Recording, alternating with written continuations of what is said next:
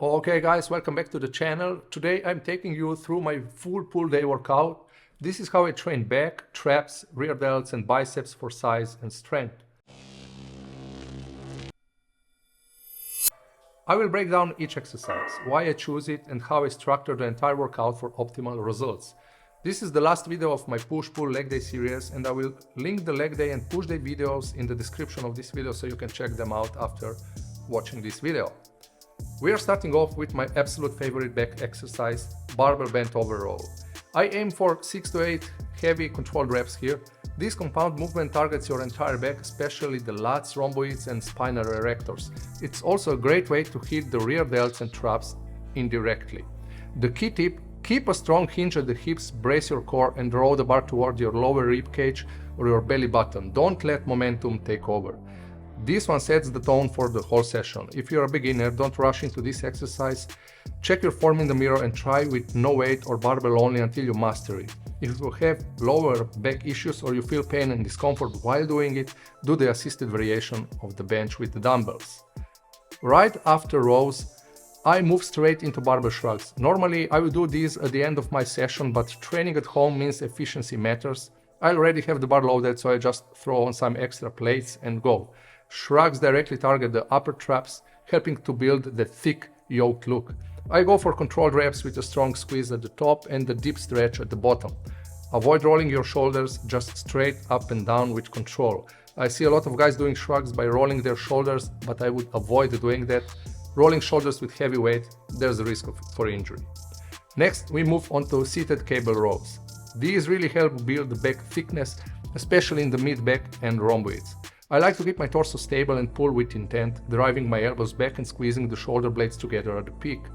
Keep your chest up and avoid leaning too far back. You're not trying to turn this into a weird row deadlift hybrid. Quality reps over ego lifting here, and you don't need to sit still. It's okay if you move your upper torso slightly back and forth when pulling the weight. Just don't overdo it. Balance is key. We still need to overload those muscles to provide the stimulus for adaptation and growth. As you've probably already noticed, I started my workout with back thickness focused exercises. That's because my goal is to add density to my back, to get that 3D looking back. I will work on my back width with the last 2 back exercises, but if your primary goal is to get a wide back, then starting a workout with pull-ups, chin-ups or some variation of lat pull-downs would be a good choice.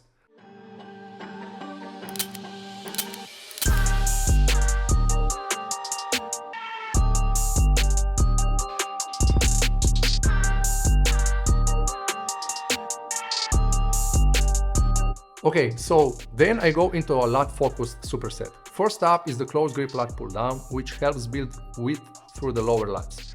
The close grip emphasizes elbow drive and range of motion. I focus on pulling the bar toward the upper chest with control.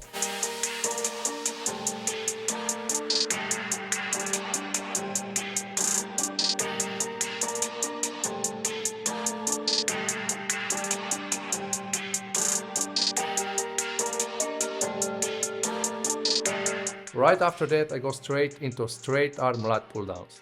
These isolate the lats even more and help reinforce that mind-muscle connection. Keep your arms almost straight, lead with your elbows and pull the bar toward your hips in a smooth arc. Together, these 2 exercises create a crazy pump and target both the vertical and horizontal pulling patterns for the lats. I vary the grip on lat pulldowns. Usually I change the grip every 6 weeks. Close grip lat pulldowns focus more on the lower lats. The wider grip, the more you engage the upper lats. When it comes to repetitions, I choose the weight that allows me to do 8 to 12 reps on lat pulldowns and about 12 to 15 reps on straight arm lat pulldowns. The key with the straight arm lat pulldowns is to increase blood flow in the lats, get an extra pump and add overall training volume to my back. After all the heavy rowing and lat work, I shift focus to rear delts and upper traps. This is where I either do face pulls or high row variation. Both are excellent for shoulder health and posture, especially if you sit a lot or have a desk job. Standard face pulls are great for hitting the rear delts, traps and rotator cuff. Just make sure you're pulling the cable toward your nose with your elbows high, not pulling toward your chin or even your chest like some people do. The high row, on the other hand, emphasizes the upper back and traps in a slightly different plane. I usually pick one depending on how I feel or what I did earlier in the training program. I don't put a lot of weight on this exercise. The rear delts are a small muscle group and they tend to respond well to higher reps. I aim for about 12 to 15 reps on this exercise as well. To finish off the session, we are hitting biceps. I start with seated concentration curls. These are great for isolating the biceps and really emphasizing the peak contraction. I keep my elbow tucked against my thigh and go for strict form, no swinging. That's why I prefer the seated variation by setting the backrest almost vertical to minimize swinging.